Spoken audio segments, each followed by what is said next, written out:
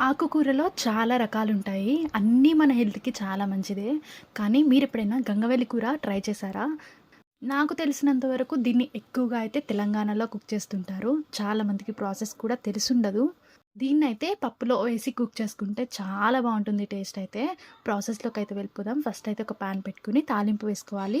తాలింపు చక్కగా ఫ్రై అయిపోయిన తర్వాత అందులో సన్నగా కట్ చేసుకున్న ఆనియన్స్‌ని కూడా వేసుకొని కొంచెం గోల్డెన్ షేడ్ వచ్చిన తర్వాత మనం నీట్‌గా వాష్ చేసుకొని చిన్న పీసెస్ లాగా కట్ చేసుకున్న గంగవెల్లి కూరనైతే ఇందులో వేసుకోవాలి. నెక్స్ట్ దీన్నైతే ఆయిల్‌లో ఒక 2 మినిట్స్ పాటు ఫ్రై చేసుకోవాలి.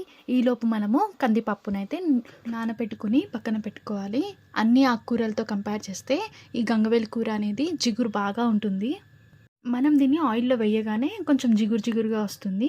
నెక్స్ట్ అయితే ఆకు కొంచెం ఫ్రై అయిన తర్వాత కందిపప్పును కూడా ఇందులో వేసేసుకొని టేస్ట్‌కి సరిపోయినంత ఉప్పు, కారం, పసుపు, కొంచెం చింతపండు కూడా వేసుకొని మొత్తం మిక్స్ చేసుకోవాలి.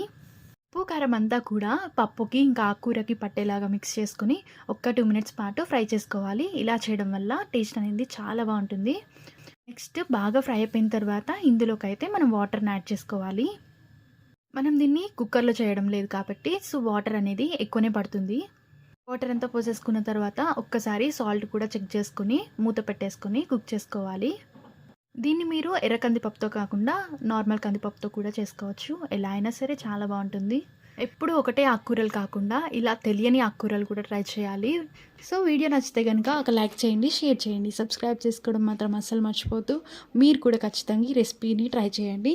మరిన్ని ఇంట్రెస్టింగ్ రెసిపీస్ కోసం అయితే మన ఛానల్ని ఫాలో అవుతూ ఉండండి. అంతే ఈ వీడియో. Bye bye.